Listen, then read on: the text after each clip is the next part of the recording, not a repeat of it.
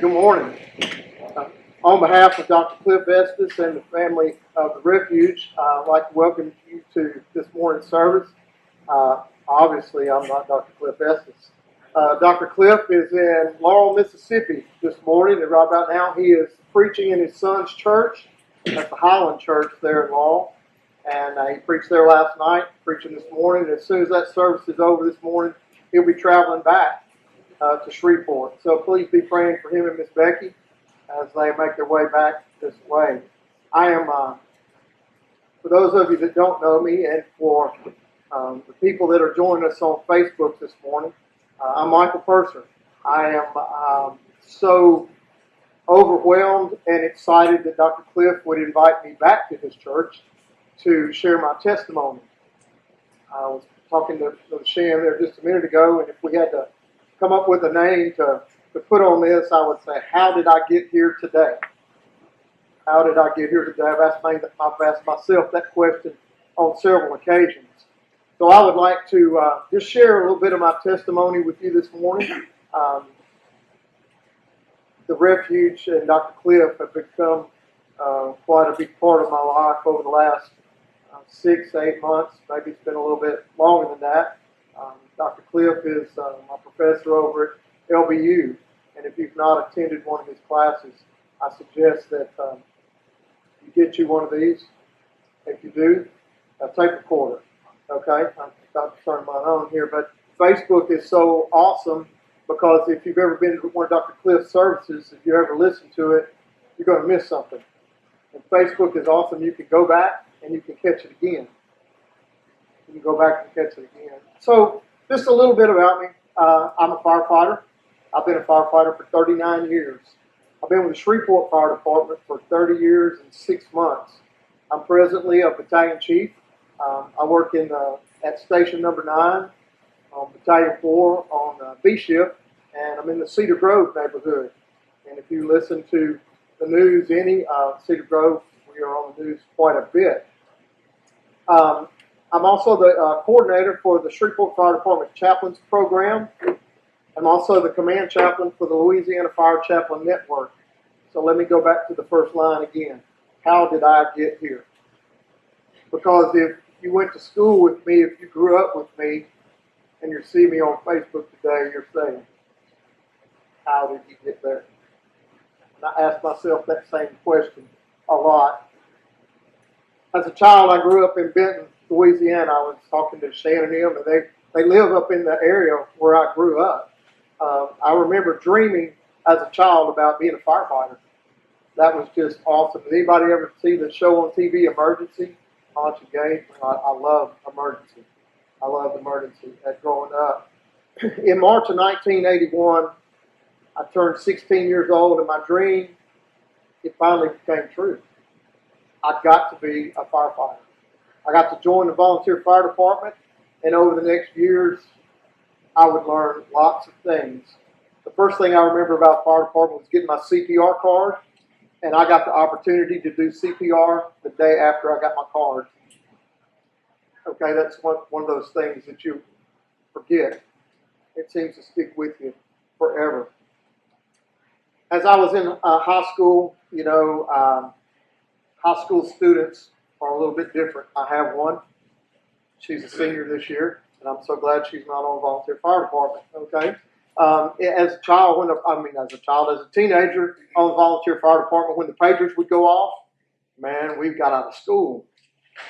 That was better than skip day because we had an excuse. When the pager went off, we could leave school, and we always came back after the run. All right, always. But we were in the fire department during the daytime because all the men were working in town. So at the age of 16, 17 years old, myself and my friends were in positions where we got to make decisions, life and death decisions. Man, that's awesome. If you were here just a little bit ago or tuned in to the Bible study, we were talking about the Pharisees, how they were puffed up. Okay? A teenage boy on the fire department, you give me a red light to put on the dash of my car, tell me I can drive fast, and I am pumped up. I've got this. So in high school, as I was living my dream of being on the fire department, there were some mentors in my life. One of those guys was Tommy Spradlin. He's still a friend of mine today. And Tommy pushed me, okay? Kind of like your pastor pushes you to study and know the Word of God. Okay, in a different respect, Tommy pushed me to be more than what I was, to stretch myself, to challenge myself. So my senior year of high school, I started taking the emergency medical technician class. Boy, I'm going to get to work on sick people. Little did I know how that would influence the rest of my life. But what did influence my life during that class was I took that class at the hospital on Barksdale Air Force Base. The very first day of the class, an MP came in and he said, we have a few rules we need to look at. You know, God gives us rules that we need to go by. We talked this morning about love, okay, and loving everybody. Well, this MP loved everybody, and he loved everybody to follow the rules. And the first thing he told us was stop. The military definition of stop is vehicle ceases to move. If you have bad shocks and your car rocks, when you stop, you need to stay there until it stops rocking. I'm like, wow, this is going to be tough. But I also learned a little bit more about what life was going to be like down the road, because at Barksdale Air Force Base, during that particular period of time, there were about 5 or 6 military police officers that took their lives. They were called rivet counters. They were military police officers that were assigned to a B-52.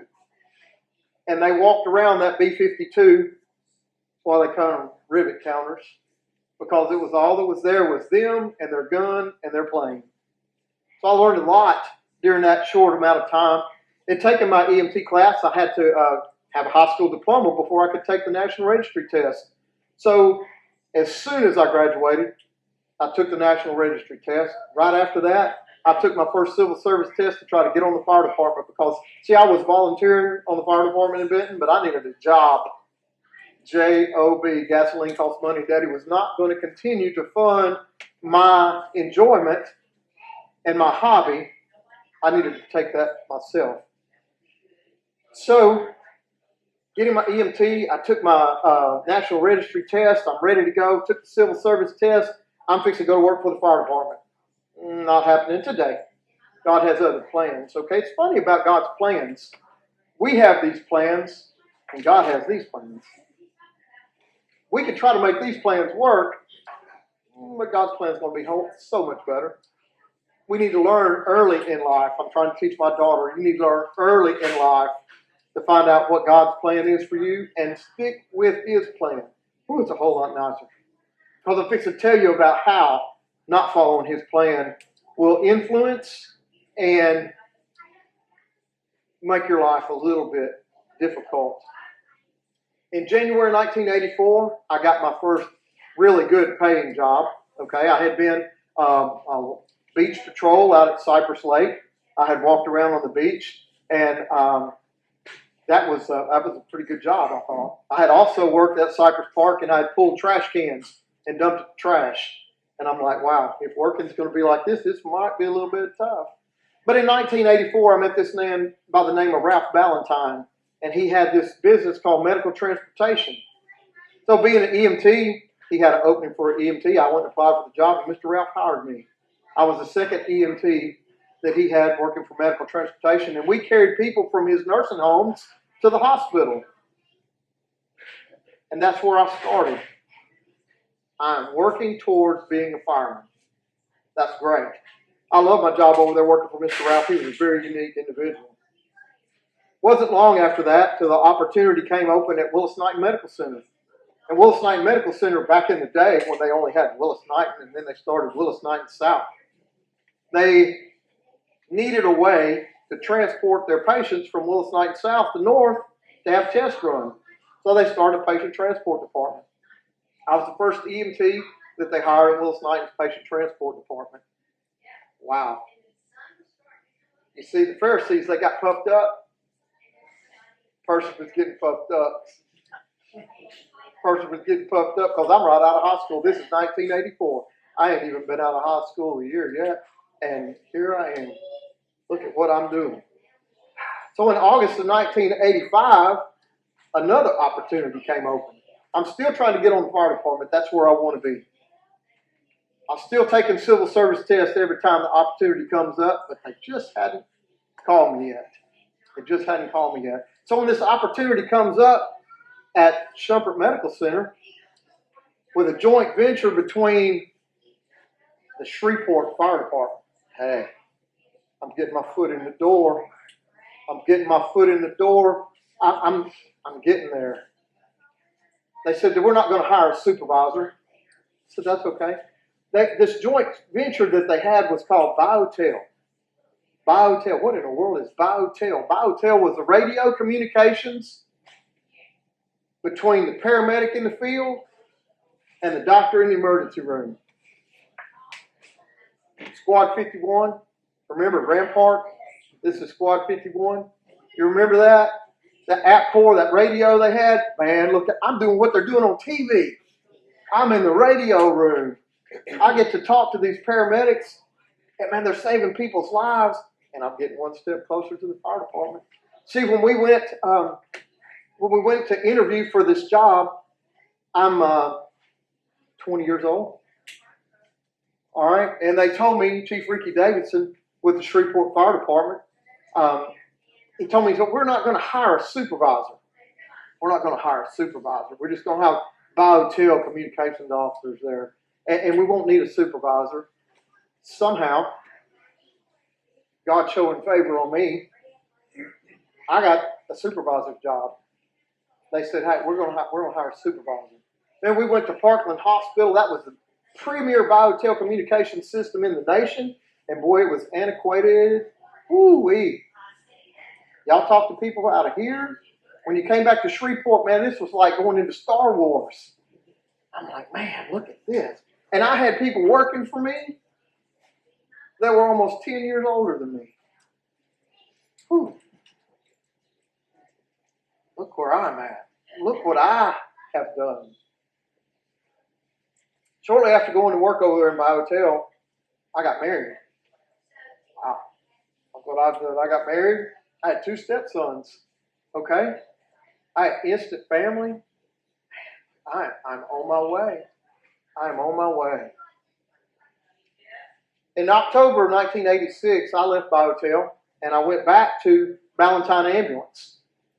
I worked there for a little while, and I left there and went back to Willis Knighton to be the coordinator and the dispatcher for the patient transport department. By then it had grown. They had several more ambulances. I'm still trying to get on the fire department. See, I had firemen that worked for us at Willis Knighton, and I thought maybe they'll help me get on the fire department. Still taking my civil service test all the time. I worked there at Willis Knighton until February of 1990. I left Willis Knighton the last day of February in 1990 to go and live my dream. You see, I got a call back in over the month of February, that I was getting looked at by the Shreveport Fire Department. I went to my interview, went to my psychological evaluation. Look, if you thought being a fireman was easy, no, it's not easy. The process to get there was just crazy. Get all the way to the end of the process, man, I'm getting puffed up. I'm fixing to be a Shreveport fireman, and they call me and say, Mr. Perser, you are colorblind. That disqualifies you for being on the fire department. You are red-green colorblind. Wait a minute. All my life I've wanted to be a fireman. I'm here. I finally got an interview. I've been through the psychological evaluation. I went for my physical, went for the background check.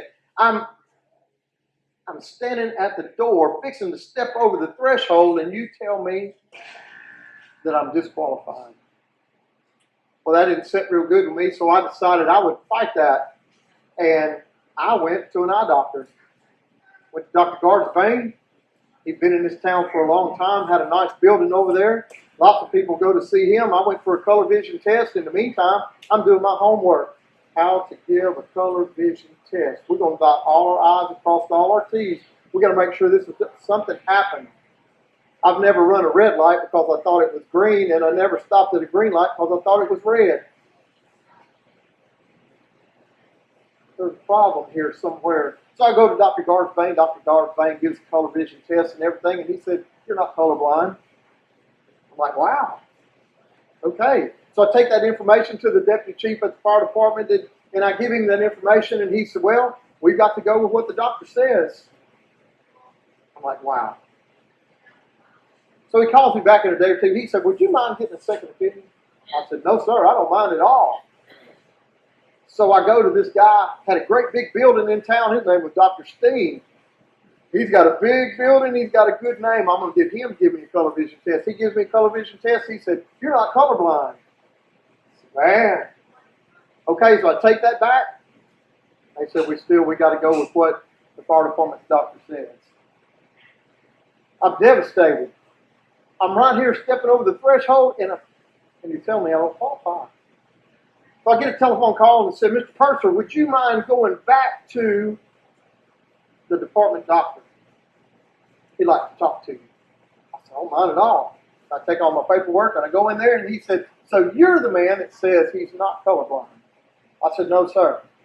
Dr. Garsbane and Dr. Steen said I'm not colorblind." He said, "I'm not an eye doctor." I got on the fire department. March 1st, 1990, I was early. When I left my job on the last day of February 1990, I left at about 11:30 in the morning. I was going to the funeral of my co-worker's wife. I said, "Love you, brother." They only gave me about 2 days' notice. Like on Tuesday, they told me you need to be at work Thursday morning at 8 o'clock. Thursday morning at 7 o'clock, I was in the parking lot. I want to make sure that I was on time. I have arrived. I walked onto the training grounds of Shreveport Fire Department Training Academy, and I might have been puffed up. You hear me? Because hey, I've made it. I made it to a very tough place. I made it to a tough place because you see, at Willis Knight, I've been sitting in the office where it didn't get over about 72 degrees. Between March and July, it got really hot on the training grounds of the Shreveport Fire Department. And our chief training officer out there, Chief Dan Cotton, is up at Blanchard right now. And there was another young man that was one of our training officers, and you may have seen him on TV. You may have heard about him on TV because he lost his job because of what he believed. His name was Kelvin J. Cochran. Kelvin J. Cochran was my training officer. Kelvin J. Cochran loved Jane Fonda, and he hated us. I know that because he had some of those Jane Fonda exercises, and we did them every day. Every day. He loved for us to play volleyball in our bunker gear in a sand pit. He trained us. Shreveport Fire Department trained us, and on July the 2nd of 1990, we graduated. To say I was really puffed up would be an understatement. We assembled in this room. We took our oath. We got our badge. We were ready to go to work. I'm here.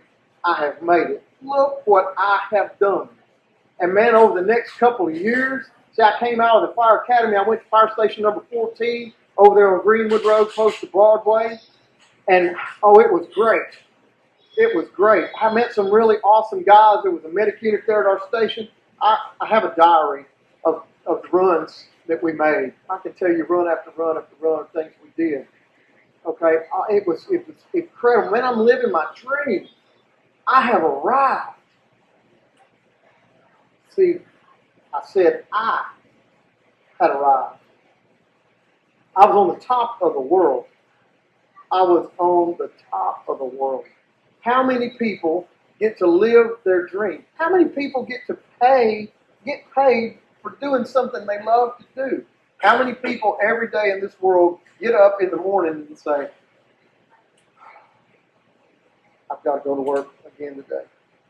if I just didn't have to pay bills, if I just didn't have to eat, if I just didn't have to pay taxes, if I just didn't have to have insurance, I wouldn't need to go to work today. But they paid me to do a job that I love to do. And you know, people think of firemen as heroes. And they give you this Superman badge. It's real easy to get puffed up. But you know, when a balloon swells up really, really big, it can go so full of hot air that it'll pop. And that's what happened to me. That's what happened to me. See, in about October of '94, I don't watch the time because I don't want to chase rabbits and can't go on. In October of 1994, some things really started to change in my life. I was driving down the road because I was a volunteer fireman still, and I was a paid fireman, and that was just awesome. But I'm driving down the road, and all of a sudden things just get black, and I can't see anything except right in front of me. And I later found out what was going on is I had an anxiety attack. You see, the Pharisees, they in the Sermon on the Mount, Jesus said the Pharisees had taught them to hate their enemies. I wouldn't wish anxiety onto my worst enemy. Okay? Because that part of my life was a living hell. I could function at work, and I could not function at home. And between October of '94 and April the 19th of '95, I don't know how many trips I made to the emergency room with my blood pressure going out of sight. Pressure testing every vessel I had. It was so bad that when I had to call my wife, she would say, "Now what? There ain't nothing wrong with you. You just need to get a grip." Well, look, when you're puffed up and you're a hero and you're a paid fireman and you find something that you can't fix, Houston, we have a problem. We have a serious problem. I had several very difficult situations that we dealt with there towards the April of '95. Death of a couple of children in a house fire, a vehicle accident. It was horrific. And on the day of Oklahoma City bombing, April 19th, 1995, I hit rock bottom. See, my counselor and chaplain that I had been visiting since October, Darrell Tuberville, I had been seeing him as many as 5 times in a week. I had some serious issues going on that we were trying to work through. And he told me, he said, there's a real possibility you might have to go somewhere and be inpatient for a little while. Well, on the April the 19th, that's where I found myself. The critical incident stress, anxiety, depression had turned into suicidal thoughts. So when my wife got home about 5:30 in the afternoon, I was sitting on the front porch waiting on her to get there. I had an appointment at Charter Forest. I couldn't take this anymore. So when she pulled up in the driveway, she said, "Now what is it?" I said, I need to take me to Charter. Well, there ain't nothing wrong with you. If you want to rile my dandruff today, let us make a patient that is suffering from anxiety, depression, suicidal thoughts. In the Sermon on the Mount, Jesus was telling them to love your neighbors. Those people really need some love because they ain't doing it because it's fun. I'm telling you. There's no part of anxiety and depression that are fun. It's an everyday, minute by minute struggle to make it through the day, through the night, through the next minute. Sometimes you make it second by second. So very reluctantly, she drove me to Charter, and I walked into Charter Forest, and they informed me that I would be there for 72 hours.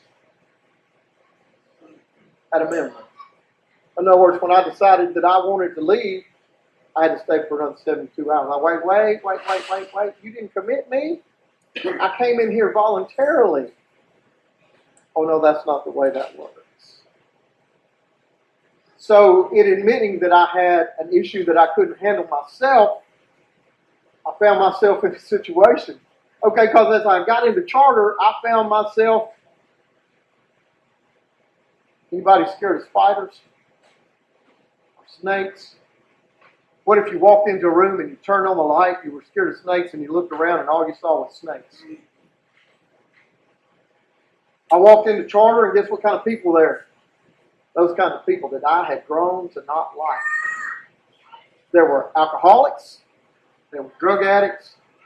There were people that had attempted suicide. Now see, the alcoholic never gets hurt in a car wreck. Everybody else in the wreck gets hurt, but he's relaxed and nothing happens to him. He's fine. He'll probably get his 5th or 6th DUI. He'll be all right. He's got money. He'll get it returned. Drug addicts. When I've seen so many of them. So many pretty young ladies that had got hooked into drugs. So many promising young men with strong minds that got hooked into drugs and now they couldn't function. That's where I found myself in the middle of it. I'm like, wow. But you see, I still am dependent on me because I'm puffed up. I can do this. Look what I've done. I was a second EMT Mr. Ralph Valentine hired. I was the first EMT they had at Willis Knight in Patient Transport. I was the first supervisor they had. And besides, I'm a Shreveport fireman. Back in the day, there were over 1,000 people that would be there to take the civil service test to get on the Shreveport Fire Department. You would look in that room and there were all those people and you're like, there's literally hundreds of people here to take this test. I got an interview. I got a job. But my life's falling apart. My life is falling apart. So when I got out of charter, I started trying to, for the next few years, I started the difficult process of trying to fix what was wrong. Okay, me trying to fix it. I can do anything, man. They taught us how to do all kinds of things at the fire academy. From rappelling, saving people's lives. I mean, you go up to somebody's house, their baby's dying, they hand you the baby. They hand you their prized possession for you to fix. They call you to fix everything. So I've got to be able to fix this. All right? I started trying to fix what I thought were my issues. But those weren't my issues. Those were just the symptoms of my issues. So as we continued on there, my wife filed for divorce. After having been separated for more than 6 months, after dealing with anxiety and depression and trying to work my way through all those things, she filed for divorce. And that was in March of 99. In December of 99, our divorce was final. Well, it was during that 6-month period there that I had started a 6-7-month period there that I had started attending a Bible study with Dr. O.K. Bailey. Now, I had no idea where I was at. I asked myself today, how did you get there? Okay, because when I was in that group, I know now that I was in the presence of some of the strongest men of God in this part of the world. Dr. O.K. Bailey. Dr. Don Geist, glory. And he's probably saying glory right now in heaven. And Dr. Bailey's saying, Coach. All right. And there was another man there, John Stewart. Man, what a man of God John Stewart was. Robert Swagger, Kelly Duke. There were so many strong men of God that I had no idea where I was at. But I just walked in this room. And they started raving about this place called Willow Point. See, we went on Thursday morning. And Thursday morning, they had church over there on Wednesday night, and they was bragging on this dude named Sonny Simpson, said he was a pastor, such a good guy. I thought the only reason they was bragging on him was because he was in the Bible study with us. Okay? They just trying to make their pastor feel good. So what? I went over there one Sunday, and I started visiting Willow Point. And see, God started changing my life. He started changing my life right there. Because, see, as a child, like so many other people, I got baptized as a child. But was I saved? There are adults that get baptized, but are they saved? Did God change their life? So one Thursday morning, sitting at this little round table in Brother Sonny Simpson's office, I got saved. That was in September of '99. Yeah, I'd asked God a question prior to that. You got to be very, very careful about how you give God your questions and what questions you answer or you ask Him, because He answers prayer and He does answer questions. Because I heard Him in a voice just like I'm talking to you right now. When I asked Him that morning in August, God, why? Why is my life the way it is? And just as plain as I'm talking to you right now, I heard God say, why are you asking me about what you made? That was a harder dose of medicine to take than anxiety and depression. Because guess what that meant? That meant that this puffed up, could do anything person had done this to himself. See, I didn't have a relationship with the Lord then. Prior to being saved, that's my BC life, before Christ. If you knew me BC and after Christ, I'm not the same person I was then. God changed me. So in September of 1999, after being saved in Brother Sonny Simpson's office at that little round table, that table's still there today, except Dr. Kenny Joyner is a pastor at Willow Point Baptist Church now, and I've had several occasions to sit down in his office and reflect and reminisce about what took place around that little round table that still sits in his office. I became active in my church. All right, I started playing the French horn. Now look, if anybody had told me that I was going to play French horn in the church orchestra, man, y'all have really lost your mind. That I would be going to church every Sunday. Look, I loved going deer hunting. I'd get off work and I'll go to the woods. I loved it. But I would go to church twice on Sunday? To the first service and the second service? You got to be kidding me. There ain't no way. But you know what? One Sunday morning, on the next to the back pew, on the left-hand side, I met the love of my life. I met my wife, Dana, on that pew, at that church. And that pastor was preaching where I had got saved. And God started to change my life. Over the next years, as I began to serve the Lord, and study, and God began to change my life, I was blessed with the opportunity to do so many things at my church. I've served on committees. I visited people in the hospital. I even became a deacon. See, there was some other stuff that happened there that I just shake my head at now and say, how did I get here? How did I get here? Because see, I was playing the French horn, and then they did away with the orchestra. Dr. Randy Hayes came in one day and told Nicholas Costello, who was playing the piano, he said, all right, all guys in the praise or in the orchestra, we need them to sing in the choir. Sing in the choir. Okay? So guess where we got to go? This wasn't no part of me, okay? God blessed us, and we got to go to Houston, Texas, to the J&J Music Conference. And has anybody ever heard of the Brooklyn Tabernacle? I love their music. We got to premiere some music for the Brooklyn Tabernacle Choir at the J&J Music Conference. When I tell you it's all about God, and it ain't nothing about what we do, that's incredible. That's incredible that God would bless you and let you do something like that. But oh man, it went even farther than that.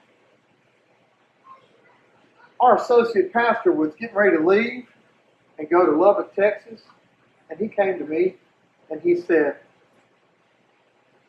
"Did you think about taking my Sunday school class?" Now look, he's got a very special group of people. Okay? Very special group of people. It was the senior adult mixed class. Talk about being intimidated. There were some people in there. There was one young lady in that class who had been teaching Sunday school as long as I had been alive. James, do you really know what you're asking? Me to teach Sunday school to the senior adults? How did I get here? How did I get here? But you know what I learned in there? That group of people at that time had 1,464 years of following the Lord and never seeing Him fail. How many times have you got in your car and you tried to crank it up and it didn't start? Or the check engine light wouldn't come on? Or something broke at the house? How long have you had that particular product? How many times you buy something brand new, get it out of the box, and it didn't work right? But 1,464 years of following the Lord and never seeing Him fail? Wow. See, as a fireman, we aren't always successful at whatever it is that we're put up against. Now, we have an effect on the outcome, but it may not be the outcome we were hoping for. And I say hoping for because a lot of times we get so busy we don't pray.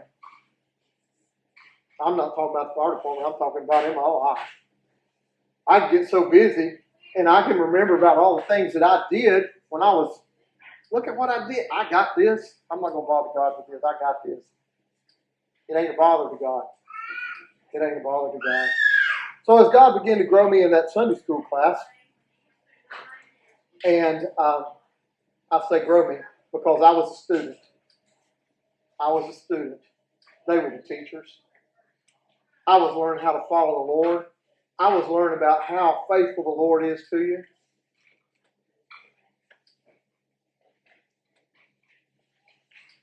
So God had shown me after I got saved how I was going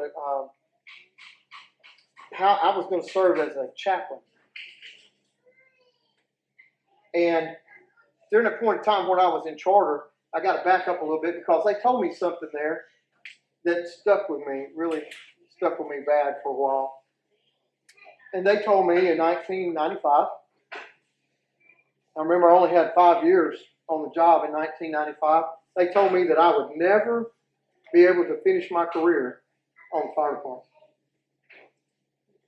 I need to find something else to do. I'd never be able to finish my career on the fire department.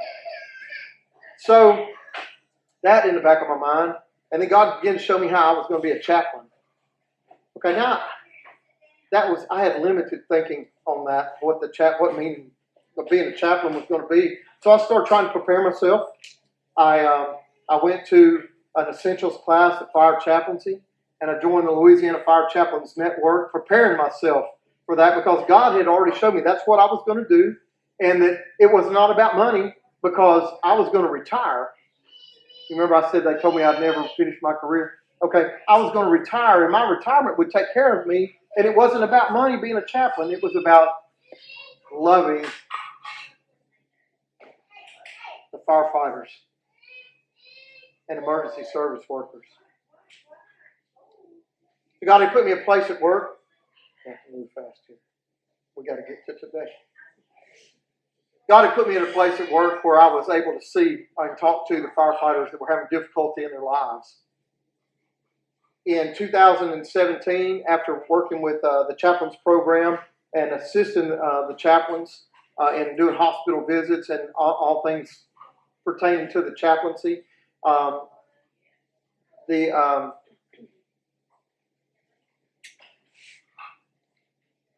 lost my track on here. I began to coordinate the chaplains program for the Shreveport Fire Department. See, I met with Fire Chief Scott Wolverton, and he knew the desires of my heart. He knew I had discussed with him the plan that God had showed me, and I asked for the opportunity. I started working with and coordinating the chaplains program for the Shreveport Fire Department.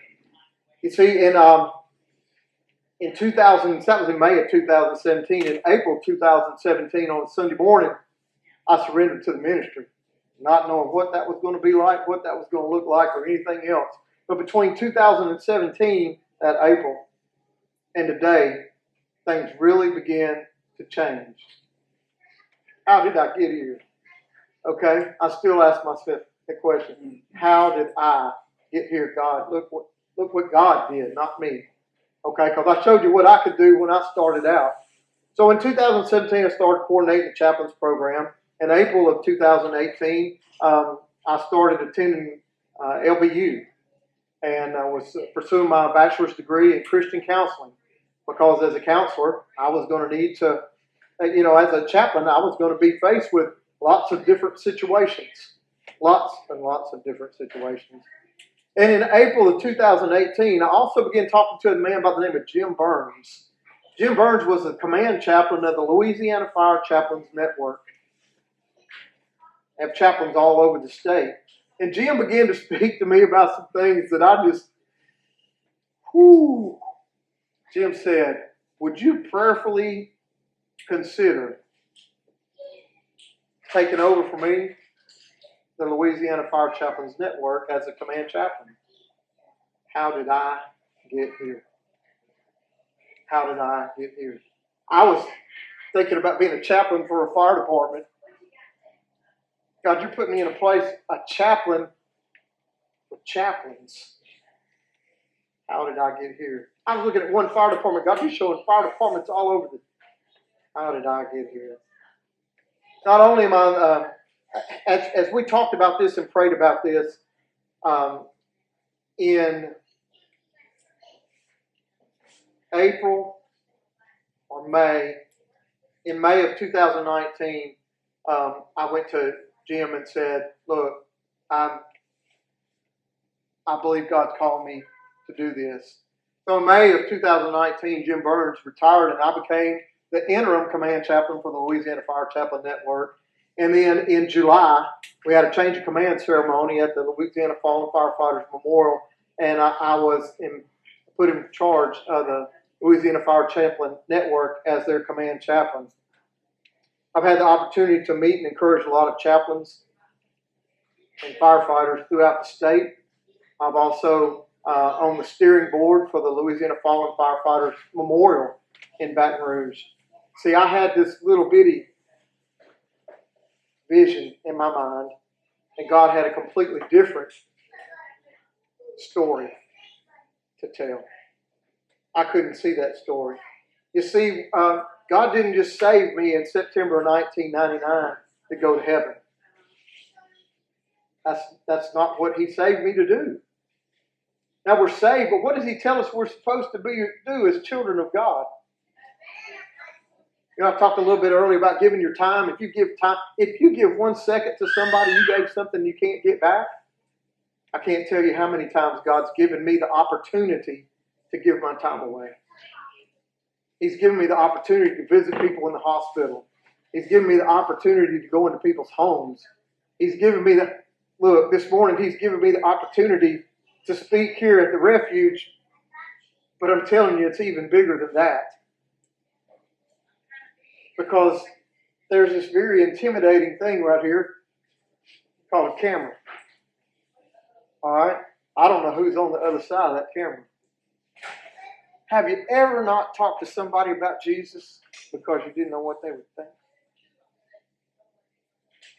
Have you ever not talked to somebody about Jesus because the way they look, the way they smell, the way they talk? I don't know who's on the other side of that camera. I have no idea. I'm pretty comfortable talking to y'all about Jesus because guess what? We're inside the church. This is what we're supposed to do. There's some people out there on the other side of the camera that don't know nothing about Jesus.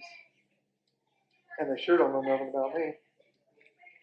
But you know what I've done? I've spilled my guts. I've admitted to you and to them that as a man, I failed. I couldn't do nothing. There's a song that says, without him, I can do nothing.